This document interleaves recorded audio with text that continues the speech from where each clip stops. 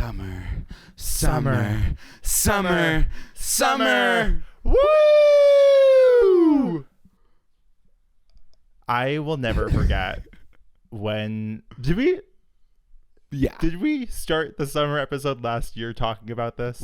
We could have absolutely we talked about High School Musical 2 at the jump, because I do believe that, like, regardless of the year, regardless if you say it, it's always going to come back around every High School summer. Musical 2. Yes, always. I agree.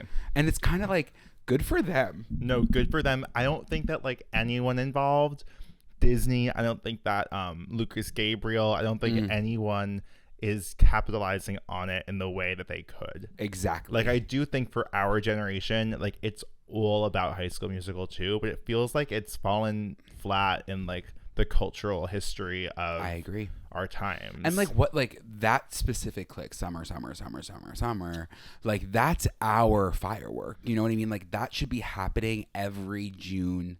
What? Every beginning of summer.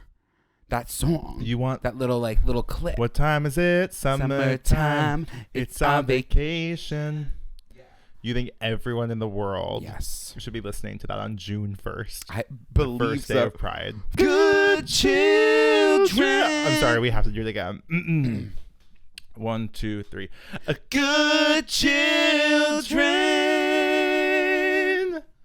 Yeah, sometimes you have to do it twice. Sometimes you do. Because that was nice. That was a nice one. And it was higher than normal. I think that we went higher. We went higher. Because we're hydrated. Hey guys, and welcome back to Good Children, the podcast where hosts Joe Hegyes and Muscarella reflect on our 22 years of friendship.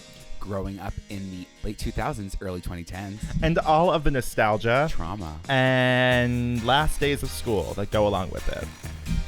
What are we talking about today? Today we're talking about the last day of school, the feeling of that day, what was happening on that day, what's coming afterwards, what we're looking forward to, the whole spiel.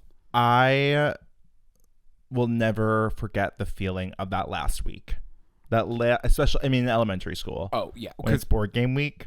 Board game and movie week? Yes. It's like these teachers didn't want to do. They didn't want to do anything, and neither did I. They were like cleaning their classrooms out in the middle of us playing like checkers on a desk. It was so a sweltering 900 degrees in the room.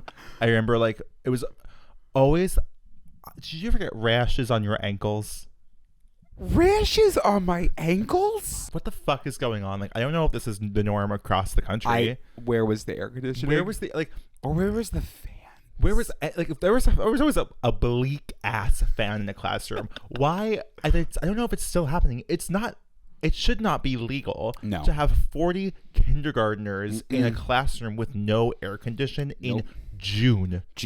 That's the thing. It's like, I know that those wind tunnel fans exist, and maybe the teacher just needs a mic, because I need that fan in that classroom. Because they have that little Honeywell in that room. I'm looking at your Honeywell fan right here. Yeah. They have one of those little Honeywells for 30 kids in the room. Well, it's not the teacher's fault. It's the fucking education system's fault. That's the craziest part. It's like, I agree. Because I can't imagine being an adult in that room. At least we were kids. Like I was soaking, sweating, dripping onto a desk. If I was a full-grown teacher sitting in a classroom that did not have air conditioning in literally the summer. Yeah. That's insane. It's insane. They were, but again, like, and we were sweaty ass kids. And it got to a point where it stunk. It stunk, all up in that room. And the thing is, too, it's like we had recess. Right. There was recess. Yeah. But it was always the worst when it was a little too hot for recess. And you would just, you weren't allowed to go outside. You weren't allowed to go outside. I was always like, amen. Little Jim, play a movie. Best day of my life. Play a movie. What was one of your favorite? Again, that last week, the do nothing week. But I think I was also helping teachers like pack the room. Sure. We both were doing that. We were both like volunteering as the other kids were like building Bionicles. I was like, I will organize the file cabinets for you. Did you need a little help? Oink, oink, zoo pals. Moo, moo, zoo pals. Ribbit, ribbit, zoo pals. Zoo pals make eating fun. Remember Zoo Pals? Zoo Pals. That came to me. That hit you like a message from God. You don't remember Zoo Pals? Zoo Pals they were advertised. Please explain endlessly. It was the plates that had animal faces, and like, the ears would be like little. I put my little sauces. Exactly, your sauce ears. My sauce ears. And I loved a Zoo Pal. And why was it advertised relentlessly on television? Yeah. I remember that jingle to me. But it did work. They were all up in those classrooms. They were all up in your house. They were in my house. Sure. Zoo Pals are still. If Zoo Pals still exist, I'm about to buy. That's going to be our new plates. I was just about to say, are we going to be using paper plates, Zoo Pals? I'll dip them in acrylic. Smart. That'd be gorgeous. Because the thing is about those plates, again, like, you don't have to be a kid to want a little sauce divot. Like, you know what I mean? Like, that was smart. I think it's more about the zoo animal faces than it was about the sauce divots. But you're right. About, like, how strategically I could use my plate. What was one of your favorite movies to watch? I've been having a really big moment lately with The Little Mermaid in a way that I can't necessarily even, like, properly articulate. But it's... Do your best. I always do.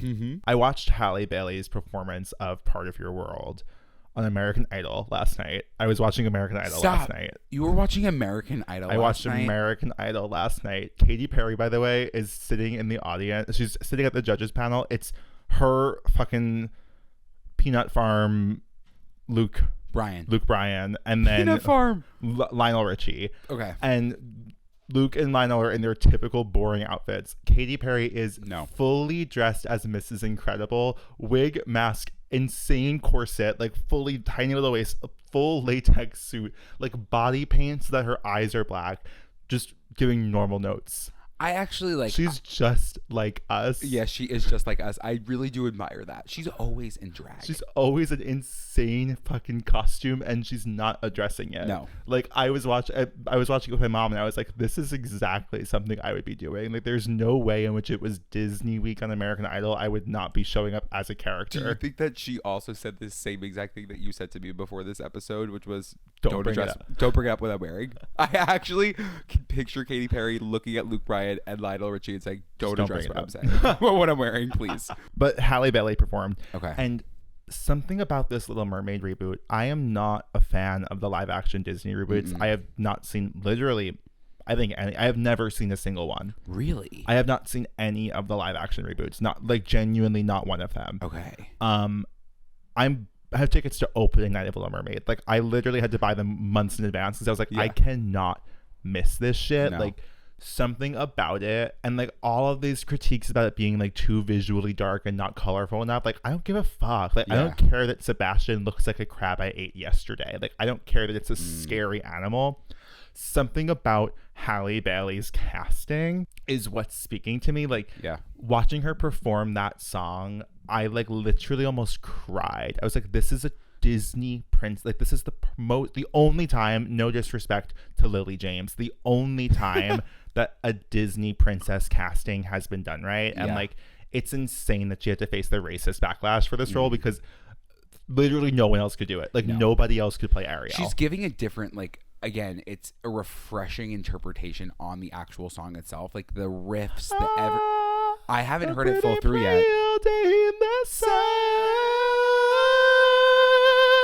But summer.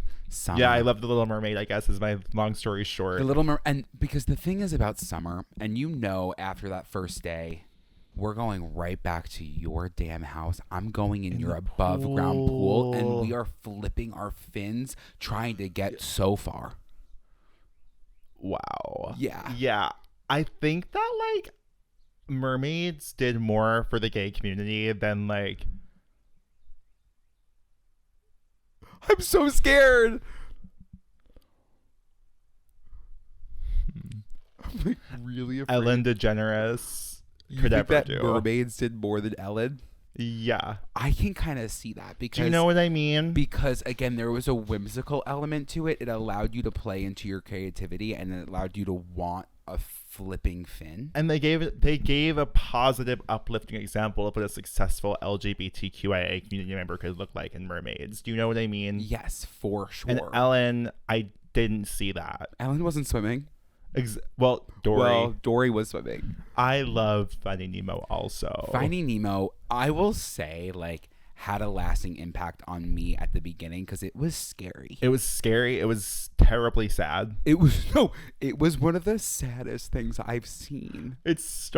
That movie begins, it opens with 180 of Nemo's siblings getting murdered. Immediately out of the gate. Slaughtered dead. And we've said it before and I'll say it again, but Disney loves death. They love death. But summer. No, please continue on Finding Nemo. No, Finding Nemo, okay. Finding Nemo was the epitome of the beginning of summer, but for you, I think that you were a huge Nemo head from the beginning. Yeah. You know I was a Dory head. You know that's where I did kind of find some of my love for Australia. In Finding Nemo? Yeah. You found some of your love for Australia and Finding. Are they not in Australia? Yeah, but I hate to say it. Like, I would argue the Australians are all the villains of that movie. They are the villains, but it was a beautiful landscape. It's underwater until their dentist's office. That's the beautiful. Well, landscape. No, when the birds are flying it's an around. Ocean, a highway, and a dentist office. It looks a lot like Long Island. And you said I want to move to Australia. Yeah. Okay, we know we both love those jugs. The jugs of juice. Joe, what are they called? The jugs of juice. Jugs. The barrels. Yeah, what were they called? Those barrels of juice. You guys know what we're talking about? You haven't had these barrels of juice. Let's paint a picture. They look like a barrel. 1. 2, they're every different artificial color you can imagine. And it's topped with a little bit of foil that you peel back. But you can never get all the foil off. You can never get all the foil off, so it could cut your lip. Mm-hmm. But the sweetness of that juice... You can't match it. You can't match it. It's almost as if I would describe what's inside that barrel is the same liquid that is inside a candy soda, the gummies, the wax sodas. Oh, yes. Do you know what I mean? And I do believe every time I drank that barrel, I said, this should not be the quantity. Yes. It should be a teaspoon. It should come in a syringe. Wax. It should be syringed. Because it, 1, gave you a yes. for about 10 minutes. Yes, it was like a until Celsius. You were crashing. Mm-hmm. And then I would say, give me another one. Hit me. I would say, let me lay on the float. It was always very sweet for us that we were able to enjoy things like the pool together, where we could both be like fat together in the summer and like not have to be observed by a third party. It was always horrible when there'd be like a skinny person invited to the party. Like, I'm sorry to say. No, I agree, because we would be on the noodle, because the noodle sunk you below the surface. Absolutely. The noodle sinks were one of my faves, because you were like, no one could see anything but my collarbones, my neck, and my face. If you need to confirm that I'm floating, just look down at my feet, because they're dangling in the water. Yep. Yeah. Otherwise, I'm on top. Well, even when I was on a float, I feel like I was on my stomach. I was gonna say you were flipped over. I knew you were. I was always on my stomach. You as a child had such a tan back. Absolutely. Mm-hmm. I did. I really did. It was one of my qualities. And that's the telling sign of body dysmorphia. It's a tan back. In children, is if they have a tan back, you know that they're dealing with something on the front. I think that, like, again, as a little boy who loved direction, you knew how to direct even in the pool. What the hell are you saying? We love to play in the pool, but like you love to tell the games, the Olympics, the red light, green lights, the wave pools, the whirlpools. Nothing unifies a group of 9-year-olds more than committing to making a whirlpool in an above ground pool. Like, actually, the commitment to pushing that water in a circle feels democratic in a way. I'm like beaming with joy because if there were the more and more people that you got, the faster it went. Yes. Obviously. So sometimes it was like crazy rapid speed. I was just thinking, because I remember one time specifically being at my cousin's house, and they had a very small pool, and there was about 30 kids in it. And I remember being like, this is the craziest experience of my entire life. And now I'm like, was I just a child who was like imagining this being crazy? Because I was bridge to Terabithia pilled. Do you know what I mean? Why are you going to bring up bridge to Terabithia? Because I was a child who, like, I had a very vivid imagination, and I think I would take normal situations and like bridge to Terabithia it, where like I would someone's dying here. No one's dying. I would like if I was in a normal whirlpool and an above ground pool, like my brain, I could imagine that I was like in like Charybdis in the Odyssey. Do you know what I mean? Stop. I like was like I am experiencing like I would just like flash into alternate realities kind of as a child, like with my imagination. Yeah. So I don't know whether or not like the whirlpool that I was in was as intense as it was, or if my memory, my created fictionalized memory of it was like just the crazy I just remember experience. fucking flying around that pool like as fast as I could. Yeah. Everyone else is like, this is fun. You're like, like tomorrow's horizons. Why was I like 7 years old craving a lazy river? We were the laziest of rivers. We were the laziest of rivers. Love a lazy river. Love a lazy river. And those whirlpools gave me lazy river. I used to like fantasize about having a lazy river in my Kids backyard. loved like going up a slide or playing on those little playgrounds. I'm like, put me in a tube and let me lay down this lazy river. Let the seams in that tube create creases around my torso. That's fine. Wait, Joe, I think that was beautiful. Thank you. Half day. There were some teachers who made you work on half days, made you still do schoolwork on half days. And I would say to them, if you haven't taught us it by now, that's on you. Because my brain is checked out. It's time for summer. I'm not learning anything new. I'm not going to remember it in 2 months. I guess middle school I didn't feel the stress. The weeks leading, like the week leading up, I feel like this is when we started getting into finals and state testing and things like that. And then I know you didn't give a fuck. There's some of us that gave some fucks. Yeah. And I gave all the fucks in the world for everyone. Yeah. But that last day though would be like a release. It was my like but you didn't get your grades back yet. No, so I was still on edge. Right. See, I used to like love the fact that we didn't get like our Regents grades back until school was over, because I was like, who's checking? Who cares? I was checking by the hour. Why? By the hour. I think Have you like unpacked this in therapy yet? I've brought it up in therapy for sure. But I do think that it needs to be a full-blown topic. Yeah. And this was like, again, I'm in so much pain. I think it was attention. It was validation for me, obviously. Right. I was validating myself. I was like, okay, I'm going to check because if it wasn't a good enough grade, like. Suicide.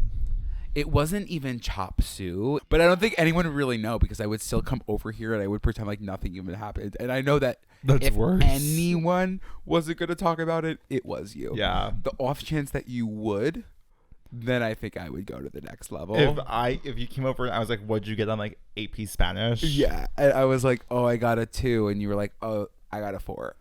I don't think I was ever that one to do that. That was like the one area where I probably. But did I ever do that with you? No, I just watched you do it to other people. Yeah. I think that's probably because I always felt secure in academics, in the sense that not in academics but in intelligence. Yeah. The one thing I was told since I was a child was like, you are so smart. Like that is like that, and also talented. Like were the two things. Like I think that's why I never like I never felt the need. I never worried about grades, and I also never felt the need to like compare and contrast, because I think I actually had a reasonable and mature approach to that as a result of like being told by everybody in my life, you like, were smart. You're a genius. Like that literally actually was.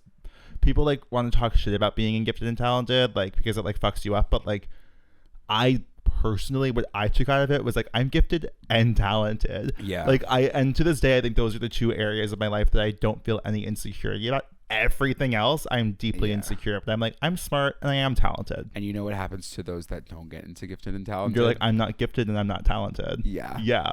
And then I'm spending the rest of my school years trying to prove that I'm gifted and I'm talented. Isn't that crazy? Yeah. I think that program actually, I mean, like, I know it served you very well. It served me great. It served you so well.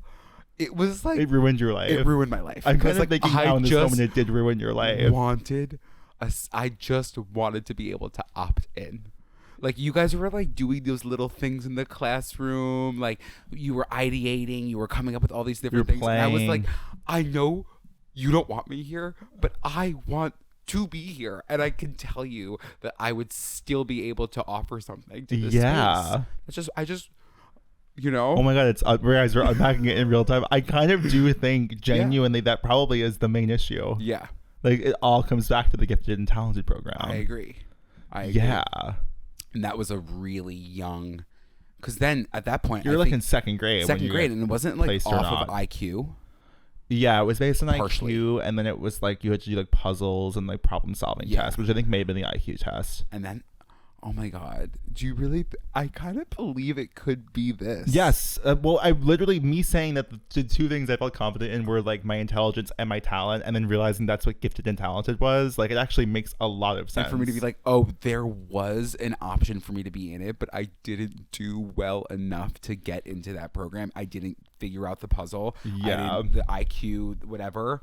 And then it just spiraled since. Yeah, that makes a lot of sense. Being side by side with you for my whole childhood, being like, Joe gets to leave the room and I don't. Yeah. It's actually crazy. It's a negative core belief. It's a belief that was established as a child by adults to you that made you believe that that is the truth for the rest of your life. And all we can do as adults is force ourselves to unlearn that negative core belief.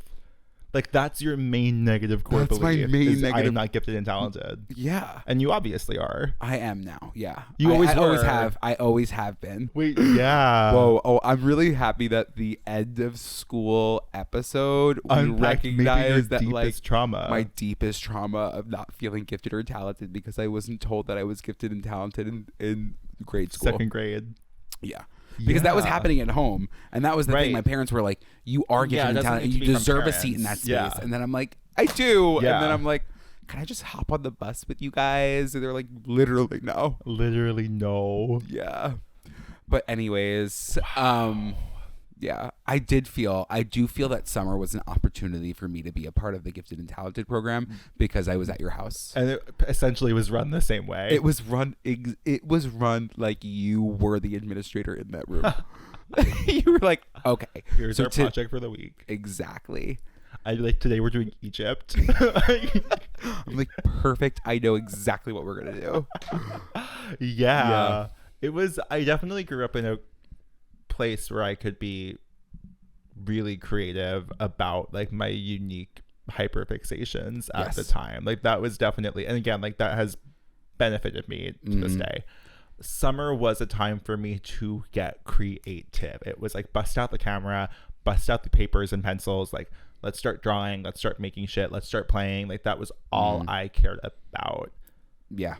Period. I didn't want to go outside. You didn't want to go outside. You didn't want to play sport. You don't want to really hang out necessarily. You didn't really want to go in a pool at other people's houses. Why would I ever? I had a pool at home. I think that, you were really kind of a young recluse who just wanted to be creative. Yes. And it really did benefit you in such an amazing way. And I still just want to be creative. I want to be left alone. Left alone and be creative. And now my brain is like, I want to find a volleyball team. You know what I mean? Yeah. And it's because I spent my summers and the beginning of my summers being like sport, camp, whatever. And then my off time would be like, I'm going to hang out with Joe and we're going to put on a wig and I'm going to record myself. Fun. And now I'm like, you really got it all going on. I had it good. You had it good because it kind of has followed you to this point, and like you can still do what you were doing when you were a kid. And like what my majority of my childhood summers was based around sports and activity. And when you lack the sport and activity as an adult, you're like, what do I do? Yeah. What do I do? Whoa. We did not know what this episode was going to be about. It's actually turning into, I think we just clip this up and send it to my therapist. Yes, I agree. Right? Yeah. Because I think that this would be a really good talking point. It'd be good for him to know. When did you start wearing deodorant? 6th grade. You knew that immediately? You had that answer immediately ready to go? Because Why? I feel like for me, it was like when you entered middle school, it was time to get serious. Yeah, I it kind was of like, think I'm older. that makes sense. And I think that wasn't the case for a lot of people. Yeah, there were some stinky kids. But like, it should be expected that once you enter middle school, you gotta figure it out. Right. Can you please elaborate a little bit more about your summers on the farm? Summers on the farm, and especially like the beginning of summer on the farm. Like as a kid, because like you when ended school, and I would go up to the farm. Right to the farm. Yeah. Summers on the farm were interesting because there was no crops being grown in the summer at all. No. Like the corn.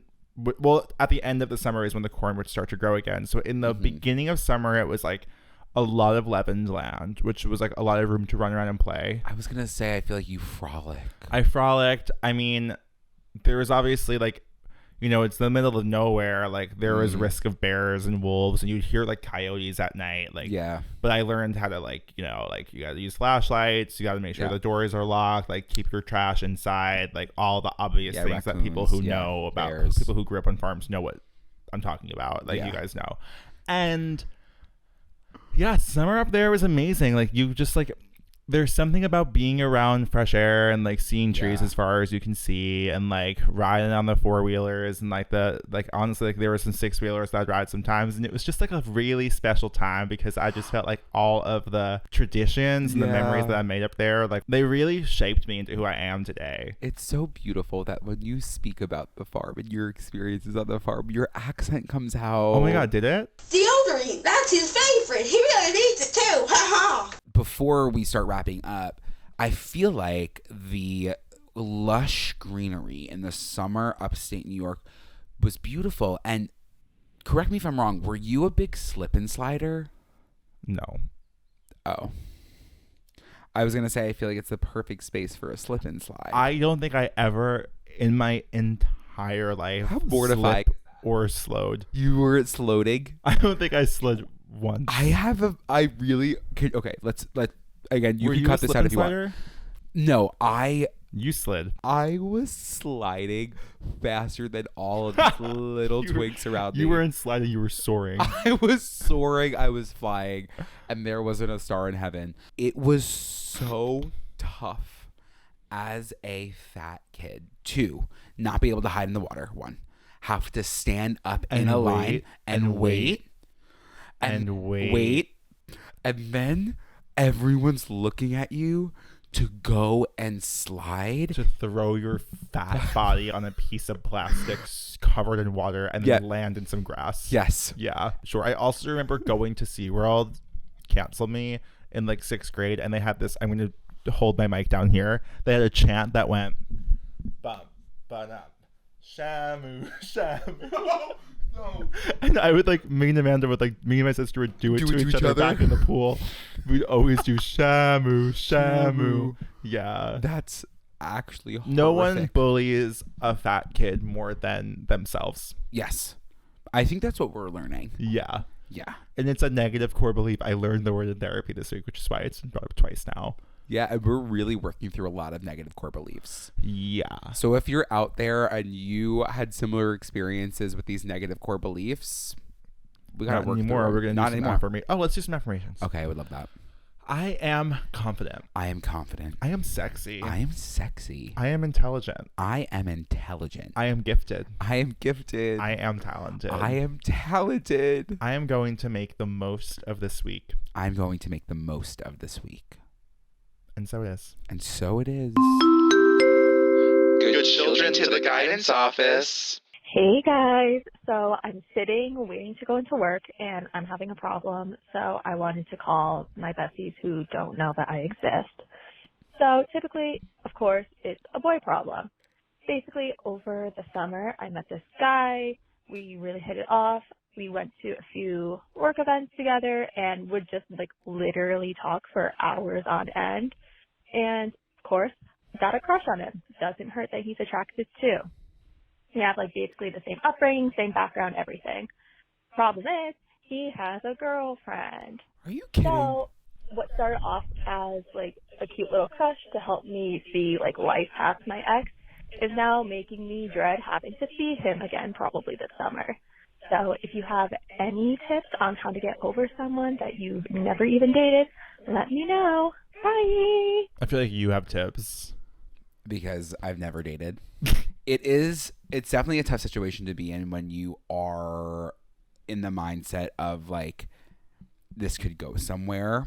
I think that I've been in a lot of those situations with, unfortunately, I'll say it, straight men.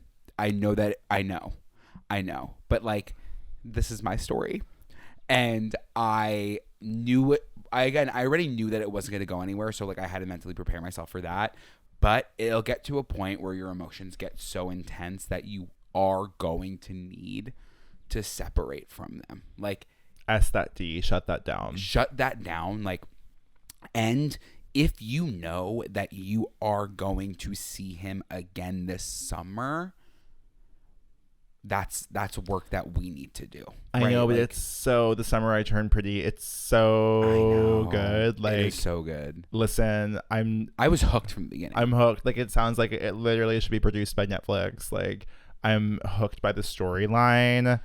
But yeah, I do agree. You gotta shut it down. Yeah. You gotta shut it down. And like, again, you need to affirm yourself. This man might have been great. He might have been great, but he is in his own little situation, and you need to focus on you. And you need to figure out there's a new person out there for you, and it's not him. Until it might be. And like, who knows? Who knows where their girlfriend will go? Wow. And just like that. And just like that, we are done with the last day of school. Maybe we'll revisit it next year. Summer. We covered negative core beliefs. We covered a lot of negative core beliefs. Yes. We did not necessarily hit on the last day of school, but that's okay. But long story short, it felt amazing to be at the last day of school, and you were happy to enter summer. Long story short, I survived. Mm-hmm. Thank you so much for tuning in to another episode of Good Children. You know exactly where to find us across all platforms at Good Children Pod. You have a little bit of homework to do, and that's totally fine because it's your we're not going to bridge stress. homework. It's your summer homework, your summer readings.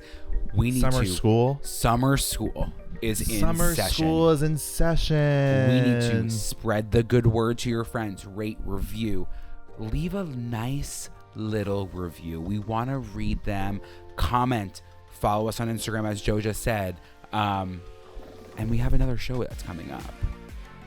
Yeah, June 4th. At the Gramercy Theater in New York City. We'll see you there. Limited tickets available. And I know that people are flying in from literally all over the country. So, like, if you want to fly... All over the world.